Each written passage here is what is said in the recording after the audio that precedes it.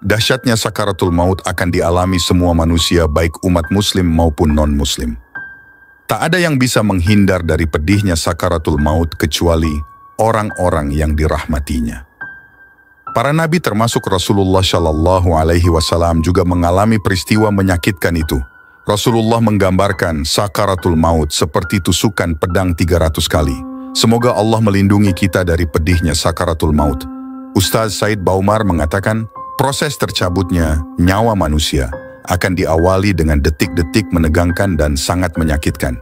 Peristiwa ini dikenal sebagai sakaratul maut. Ibnu Abi Ad-Dunya rahimakumullah meriwayatkan dari Shaddad bin Aus radhiyallahu anhu, ia berkata, kematian adalah kengerian yang paling dahsyat di dunia dan akhirat bagi orang yang beriman. Kematian lebih menyakitkan dari goresan gergaji, sayatan gunting, panasnya air mendidih di bejana. Seandainya ada mayat yang dibangkitkan dan menceritakan pada penduduk dunia tentang sakitnya kematian, niscaya penghuni dunia tidak akan nyaman dengan hidupnya dan tidak nyenyak dalam tidurnya. Allah Subhanahu wa Ta'ala berfirman, ketika sakaratul maut datang kepada setiap manusia, pasti malaikat berkata kepadanya, inilah kematian yang dahulu senantiasa kamu hindari. Al-Quran Surah Qaf ayat 19. Hujatul Islam Imam Al-Ghazali mengatakan bahwa, demi Allah, sekiranya jenazah yang sedang kalian tangisi bisa berbicara sekejap, lalu menceritakan pengalaman sakaratul mautnya pada kalian, niscaya kalian akan melupakan jenazah tersebut dan mulai menangisi diri kalian sendiri. Rasulullah bersabda bahwa kematian yang paling ringan ibarat sebatang pohon penuh duri yang menancap di selembar kain sutra. Apakah batang pohon duri itu dapat diambil tanpa membawa serta bagian kain sutra yang tersobek? Hadis riwayat Al-Bukhari. Imam Al-Ghazali bahkan berpendapat bahwa sakaratul maut ibarat sebatang pohon berduri yang dimasukkan dalam perut seseorang. Kemudian seorang lelaki menariknya dengan sekuat-kuatnya, sehingga ranting itu pun membawa semua bagian tubuh yang tersangkut padanya dan meninggalkan yang tersisa. Imam Al-Ghazali juga mengatakan bahwa rasa sakit yang dirasakan selama sakaratul maut seperti menghujam jiwa dan menyebar ke seluruh anggota tubuh. Sehingga bagi orang yang sedang sekarat, merasakan bahwa dirinya ditarik-tarik dan dicabut dari setiap urat nadi, urat syaraf, persendian, dan dari setiap akar rambut, serta kulit kepala hingga kaki. Dari keterangan Nabi dan ulama terdahulu di atas, kita tak dapat membayangkan betapa sakitnya sakaratul maut. Tidak bermaksud untuk menakut-nakuti, tetapi begitulah peringatan Rasulullah Shallallahu Alaihi Wasallam akan kematian. Syekh Umar Sulaiman Al-Ashgar dalam bukunya berjudul Ensiklopedia Kiamat memaparkan iman tidak diterima lagi jika maut telah datang dan tobat akan sia-sia jika sekarat telah sampai di kerongkongan. Allah Subhanahu wa Ta'ala berfirman, sesungguhnya tobat di sisi Allah hanyalah tobat bagi orang-orang yang mengerjakan kejahatan lantaran kejahilan, yang kemudian mereka bertobat dengan segera, maka mereka itulah yang diterima Allah tobatnya. Allah Maha Mengetahui lagi Maha Bijaksana. Dan tidaklah tobat itu diterima Allah Subhanahu wa Ta'ala dari orang-orang yang mengerjakan kejahatan, yang hingga apabila datang ajal kepada seseorang di antara mereka, barulah ia mengatakan, sesungguhnya saya bertobat sekarang, dan tidak pula diterima tobat orang-orang yang mati sedang mereka di dalam kekafiran. Bagi orang-orang itu telah kami sediakan siksa yang pedih. Al-Quran Surah An-Nisa ayat 17-18. Ibn Katsir menuturkan hadis yang menunjukkan bahwa tobat seorang hamba dapat diterima jika maut telah datang selama belum sampai tenggorokan. Sesungguhnya Allah Subhanahu wa Ta'ala menerima tobat seorang hamba selama sekarat belum sampai tenggorokan. Diriwayatkan oleh Tirmidzi dan Ibnu Majah, setiap orang yang tobat sebelum mati, maka ia telah benar-benar bertobat asal ikhlas dan serius. Terkadang seseorang tidak dapat bertobat pada saat sekarat, dan karenanya seyogyanya ia menyegerakan tobat sebelum ajal menjelang. Lakukanlah tobat dengan penuh harapan pada dirimu sebelum datang maut dan sebelum mulut terkunci. Segeralah tobat, wahai jiwa-jiwa yang tertutup, karena tobat adalah harta karun bagi orang yang kembali dan berbuat baik. Al-Qurtubi dalam kitabnya At-Tazkirah memaparkan saat Amr bin Al-Ash sekarat, anaknya berkata kepadanya, "Wahai ayahku, engkau pernah mengatakan, semoga saja aku bertemu dengan seorang laki-laki yang berakal saat maut menjemputnya, agar ia melukiskan kepadaku apa yang dilihatnya. Sekarang engkaulah orang itu, maka ceritakanlah kepadaku." Ayahnya menjawab, "Anakku, demi Allah, seakan-akan bagian sampingku berada di ranjang, seakan-akan aku bernafas dari jarum beracun, seakan-akan duri pohon ditarik dari tapak kakiku sampai kepala." Kemudian ia mengucapkan sebaris bait syair, "Aduhai, andai saja sebelum hal yang telah jelas di hadapanku ini terjadi, aku berada di puncak gunung sambil menggembala kambing gunung." Kesukaran Dr. Umar Sulaiman Al-Ashgar dalam buku Ensiklopedia Kiamat menjelaskan, sakaratul maut berarti kesulitan dan kesukaran maut. Ar-Raghib berkata dalam Al-Mufradat, kata sakar adalah suatu keadaan yang menghalangi antara seseorang dengan akalnya. Dalam penggunaannya, kata ini banyak dipakai untuk makna minuman yang memabukkan. Kata ini juga berkonotasi marah, rindu, sakit, ngantuk, dan kondisi tidak sadar, pingsan, yang disebabkan oleh rasa sakit. Rasulullah pernah mengalami sakaratul maut. Dalam sakit yang menjelang wafatnya, Rasul meraih cangkir kecil berisi air, lalu beliau memasukkan tangannya ke dalamnya untuk membasuh wajahnya. Beliau berujar, "Tiada Tuhan selain Allah, sesungguhnya pada maut pasti ada sakaratul maut." Hadis riwayat Bukhari dari Aisyah. Aisyah bercerita mengenai sakitnya Rasulullah Shallallahu Alaihi Wasallam. "Aku tidak melihat sakit pada seseorang yang lebih keras dibanding yang dialami Rasulullah." Aisyah juga pernah masuk ke kamar ayahnya Abu Bakar yang sedang sakit menjelang wafatnya.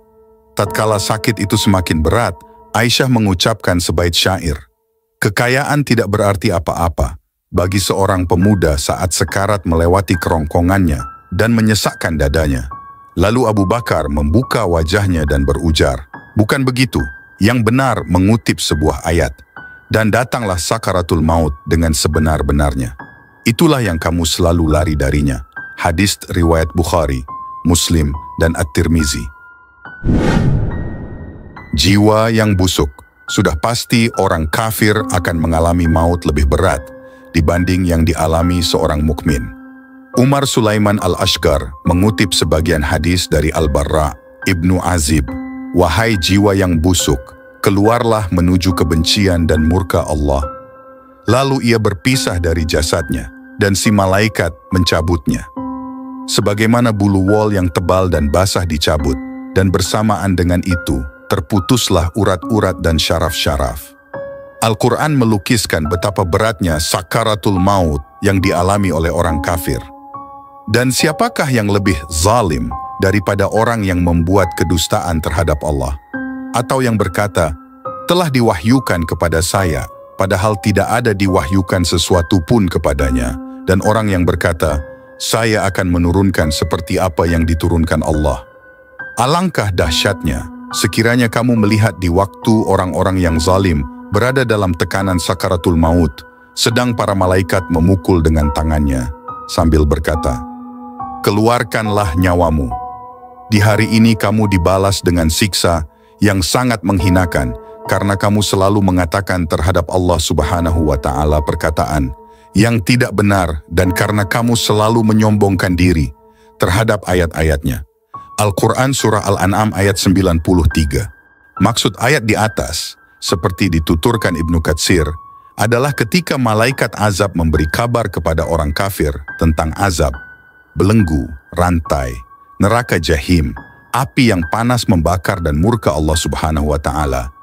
Lalu si malaikat berusaha mencabut roh dari jasadnya, akan tetapi rohnya menolak keluar. Maka malaikat memukul mereka sampai roh mereka keluar dari jasad, sambil berteriak, "Keluarkan nyawamu. Pada hari ini kamu dibalas dengan siksaan yang sangat menghinakan, karena kamu selalu mengatakan terhadap Allah Subhanahu wa Ta'ala perkataan yang tidak benar."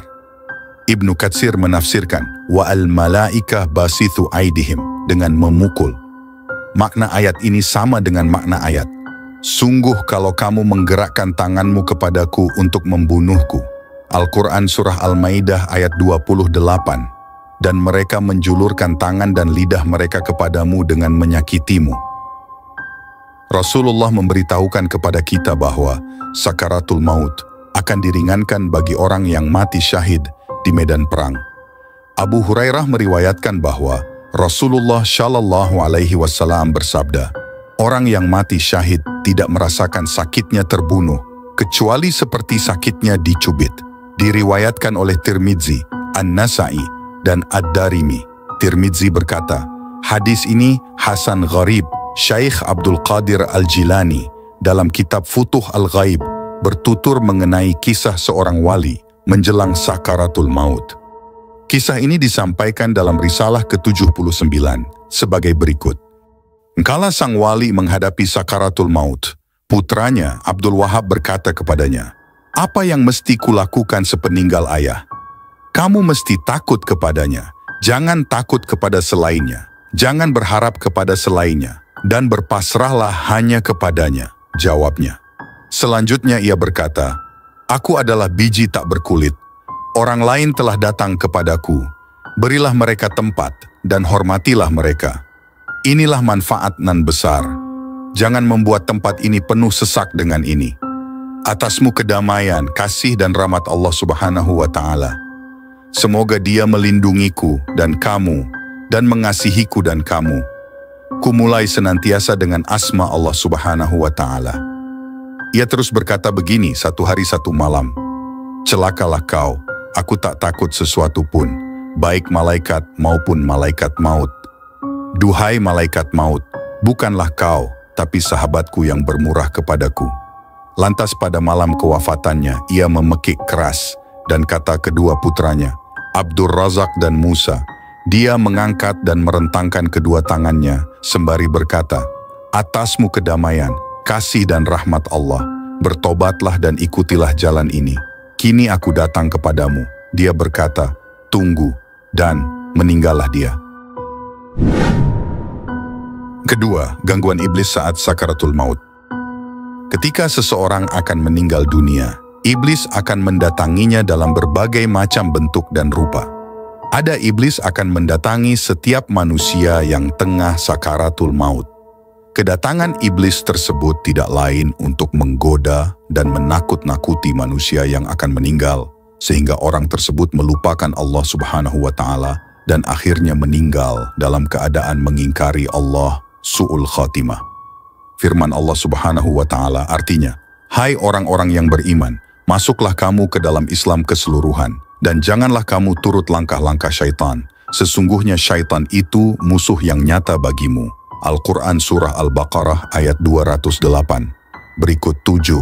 Cara gangguan iblis saat sakaratul maut. Pertama, iblis akan mendatangi seseorang yang tengah sakaratul maut dalam rupa yang aneh, seperti emas, perak, berlian, dan lain-lain. Terkadang iblis juga akan datang dalam bentuk makanan dan minuman yang sangat lezat. Hal ini biasanya terjadi jika orang yang sedang sakaratul maut itu sangat tamak dan senang kepada barang-barang tersebut. Saat orang yang akan mati itu meraba atau menyentuh barang-barang iblis tersebut, dan pada waktu yang bersamaan nyawanya putus dari tubuh, maka orang tersebut mati dalam keadaan lalai dan lupa kepada Allah Subhanahu wa Ta'ala. Barang siapa yang mati dalam keadaan demikian, maka ia meninggal dalam keadaan fasik dan munafik. Kedua, iblis akan mendatangi seseorang yang tengah sakaratul maut dalam wujud binatang yang ditakuti orang itu, misalnya harimau, singa, ular, atau yang lain.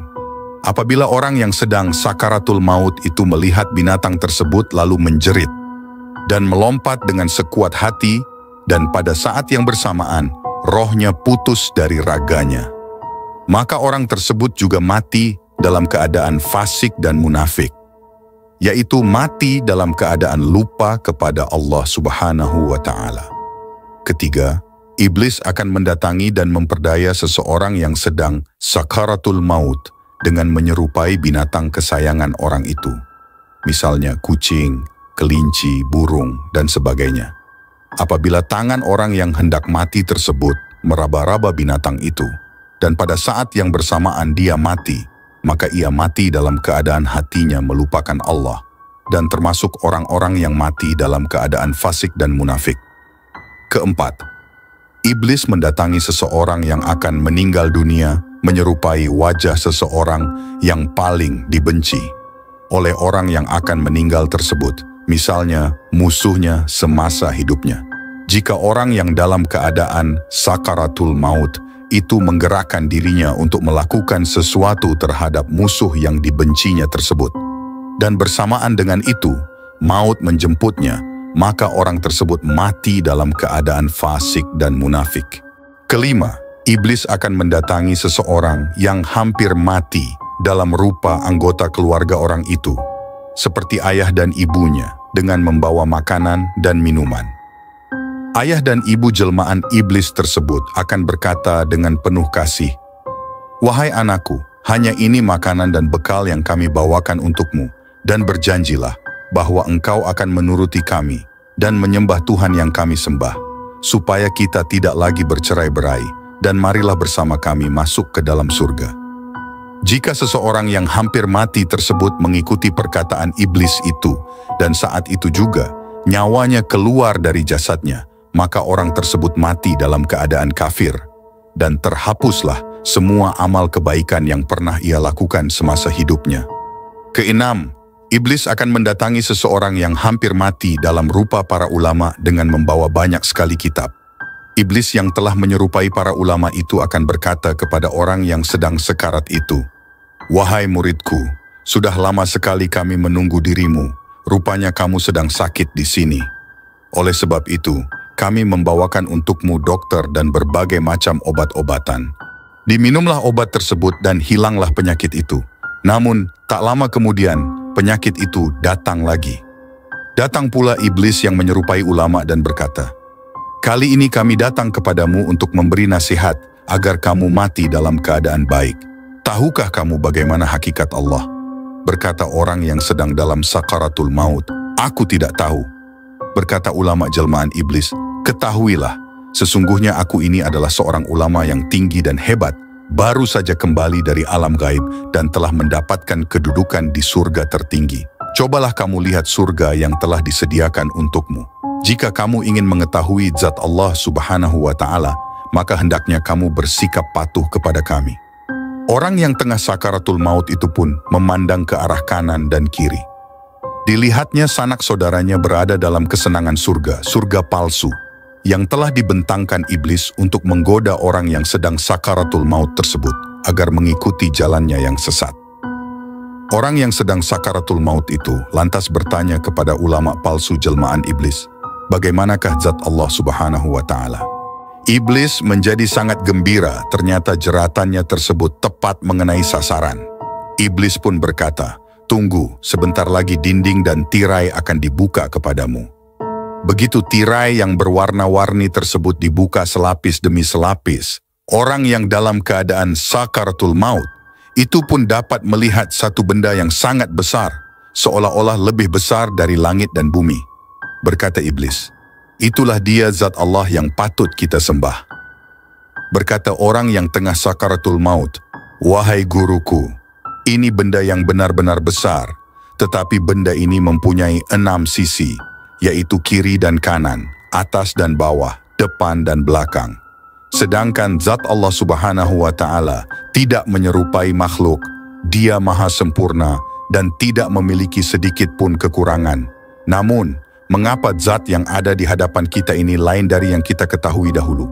Mengapa yang patut disembah sekarang adalah Dia?" Ketika seseorang yang hampir mati tersebut masih dalam keraguan-raguannya dan malaikat maut datang mencabut nyawanya, maka matilah orang tersebut dalam keadaan kafir dan mengingkari Allah Subhanahu wa Ta'ala, serta terhapuslah segala amal baiknya selama hidup di dunia. Ketujuh, iblis yang ketujuh ini terdiri dari 72 barisan. Hal ini sesuai dengan hadis Rasulullah bahwa umat beliau akan terbagi menjadi 73 golongan. dan hanya satu golongan yang akan diterima oleh Allah Subhanahu wa Ta'ala. Adapun 72 golongan lainnya tidak akan diterima di sisinya. Dengan 72 barisan inilah iblis menggoda setiap orang yang akan meninggal dengan berbagai cara, agar orang tersebut mati dalam keadaan melupakan Allah Subhanahu wa Ta'ala. Ketiga, sakaratul maut bagi orang kafir. Syekh Abu Laits As-Samarqandi, ulama ahli fiqih, wafat 373 Hijriah, dalam kitabnya Tanbihul Ghafilin, menceritakan dahsyatnya proses keluarnya roh dari tubuh orang kafir, orang yang tidak beriman kepada Allah Subhanahu wa Ta'ala dan Rasul-Nya. Sakaratul maut adalah saat di mana manusia akan menghadapi kematian, yaitu berpisahnya roh dari jasad. Nabi Muhammad Shallallahu Alaihi Wasallam telah mengabarkan bagaimana dahsyatnya sakaratul maut karena beliau sendiri pernah mengalaminya. Semoga Allah meringankan kita saat menghadapi sakaratul maut. Maut itu bagaikan pohon berduri dimasukkan ke dalam tubuh anak Adam. Maka tiap duri berkait dengan urat, lalu dicabut oleh seorang yang kuat sehingga dapat memutuskan apa yang terputus dan meninggalkan apa yang masih tinggal. Imam Abu Laits mengatakan bahwa Nabi Muhammad bersabda, "Adapun hamba yang kafir, jika akan meninggal dunia dan menghadapi akhirat, maka datanglah kepadanya malaikat yang mukanya hitam dengan pakaian hitam, lalu duduk di mukanya sepanjang pandangan mata. Kemudian datang malaikat maut dan duduk di samping kepalanya lalu berkata, 'Hai roh yang jahat, keluarlah menuju murka Allah.' Maka tersebar di semua anggota badannya, maka dicabut rohnya, bagaikan mencabut besi dari bulu yang basah, maka terputus semua urat dan ototnya, lalu diterima akan dimasukkan dalam kain hitam, dan dibawa dengan bau yang sangat busuk bagaikan bangkai, dan dibawa naik, maka tidak melalui malaikat melainkan ditanya, 'Roh siapakah yang jahat dan busuk itu?' Lalu dijawab, 'Roh Fulan bin Fulan,' dengan sebutan yang amat jelek sehingga sampai di langit dunia, maka minta dibuka tetapi tidak dibuka untuknya.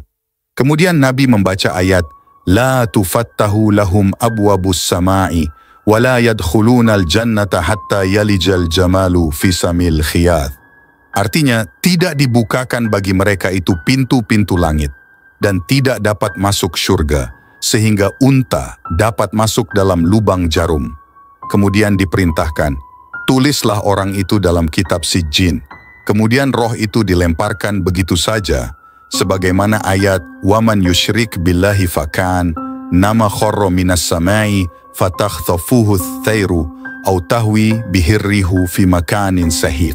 Artinya, dan siapa yang mempersekutukan Allah, maka bagaikan jatuh dari langit, lalu disambar elang atau dilemparkan oleh angin ke dalam jurang yang curam. Kemudian roh itu dikembalikan ke dalam jasad di dalam kubur, lalu didatangi oleh dua malaikat yang mendudukkannya lalu bertanya, "Siapa Tuhanmu?"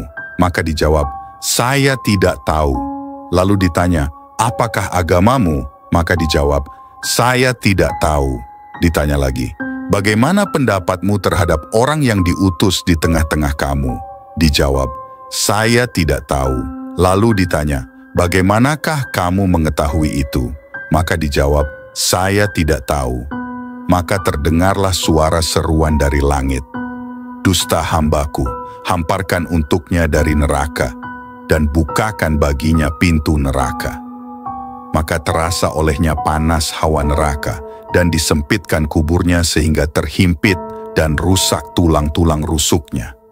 Kemudian datang kepadanya seorang yang buruk wajahnya dan busuk baunya sambil berkata, "Sambutlah hari yang sangat jelek bagimu. Inilah saat yang telah diperingatkan oleh Allah Subhanahu wa Ta'ala kepadamu." Lalu ia bertanya, "Siapakah kau?" Jawabnya, "Aku amalmu yang jelek." Lalu ia berkata, "Ya Tuhan, jangan percepatkan kiamat. Ya Tuhan, jangan percepatkan kiamat." Karena dia sudah mengetahui neraka tempat terakhirnya. Keempat, sakaratul maut bagi orang mukmin. Imam Abu Laits dengan sanadnya meriwayatkan dari Abu Hurairah radhiyallahu anhu berkata, Nabi Muhammad Shallallahu Alaihi Wasallam bersabda, Seorang mukmin jika sakaratul maut didatangi oleh malaikat dengan membawa sutra yang berisi misk, kasturi, dan tangkai-tangkai bunga, lalu dicabut rohnya, bagaikan mengambil rambut di dalam adonan, sambil dipanggil, "Ya ayyatuhan nafsul mutmainnat, irji'i ila rabbiki radiyatan mardiyah." Yang artinya, wahai roh yang tenang, kembalilah kepada Tuhanmu dengan perasaan rela dan diridhoi. Kembalilah dengan rahmat dan keridhaan Allah Subhanahu wa Ta'ala. Maka jika telah keluar rohnya, langsung diletakkan di atas misik dan bunga-bunga itu, lalu dilipat dengan sutera dan dibawa ke Iliyin. Rasulullah bersabda lagi, maka keluarlah rohnya mengalir, bagaikan titisan dari mulut kendi tempat air, maka langsung diterima dan langsung dimasukkan dalam kafan, dan dibawa keluar semerbak harum, bagaikan kasturi yang terharum di atas bumi. Lalu dibawa naik melalui rombongan malaikat, lalu ditanya, "Roh siapakah yang harum ini?" Dijawab, "Roh Fulan bin Fulan," sehingga sampai ke langit, dan di sana dibukakan pintu langit, dan disambut oleh penduduknya, dan pada tiap-tiap langit dihantar oleh malaikat Muqarbun. Dibawa naik ke langit yang atas hingga sampai ke langit ke-7, maka Allah berfirman, "Catatlah suratnya di Iliyin." Kemudian dikembalikan ia ke bumi, sebab daripadanya kami jadikan, dan di dalamnya aku kembalikan, dan daripadanya pula akan aku keluarkan pada saatnya. Maka kembalilah roh ke jasad dalam kubur, kemudian datang kepadanya dua malaikat untuk bertanya, "Siapa Tuhanmu?" Maka dijawab, "Allah Tuhanku." Lalu ditanya, "Apakah agamamu?" Maka dijawab, "Agamaku Islam." Ditanya lagi, "Bagaimana pendapatmu terhadap orang yang diutus di tengah-tengah kamu?" Dijawab, "Beliau utusan Allah Subhanahu wa Ta'ala." Lalu ditanya, "Bagaimanakah kamu mengetahui itu?" Maka dijawab, "Saya membaca kitab Allah, lalu percaya dan membenarkannya." Maka terdengar suara, "Benar hambaku, maka berikan padanya hamparan dari surga, serta pakaian surga, dan bukakan untuknya pintu yang menuju ke surga, supaya ia mendapat bau surga dan hawa surga, lalu luaskan kuburnya sepanjang pandangan mata. Kemudian datang kepadanya seorang yang bagus, wajahnya, dan harum baunya sambil berkata, 'Terimalah kabar gembira, ini saat yang telah dijanjikan Allah Subhanahu wa Ta'ala kepadamu.' Lalu bertanya, 'Siapakah kau?' Jawabnya, 'Saya amalmu yang baik.'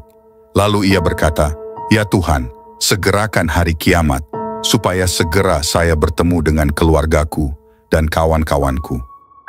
Dikisahkan dari Al-Bara' bin Azib berkata, "Kami bersama Nabi Muhammad keluar mengantar jenazah seorang sahabat Ansyar, maka ketika sampai ke kubur dan belum dimasukkan dalam liang lahat, Nabi duduk dan kami duduk di sekitarnya, diam menundukkan kepala bagaikan ada burung di atas kepala kami. Sedang Nabi Muhammad mengorek-ngorek dengan dahan yang ada di tangannya. Kemudian ia mengangkat kepala sambil bersabda, 'Berlindunglah kamu kepada Allah Subhanahu wa Ta'ala dari siksaan kubur.'" Nabi Muhammad mengulangi sebanyak 3 kali. Nabi Muhammad bersabda, "Sesungguhnya seorang mukmin jika akan meninggal dunia dan menghadapi akhirat, maka turun padanya malaikat yang putih-putih wajahnya, bagaikan matahari, membawa kain kafan dari surga, maka duduk di depannya sejauh pandangan mata mengelilinginya. Kemudian datang malaikat maut dan duduk di dekat kepalanya dan memanggil, 'Wahai roh yang tenang baik, keluarlah menuju pengampunan Allah dan ridha-Nya.'" Demikianlah pembahasan kita kali ini tentang dahsyatnya sakaratul maut.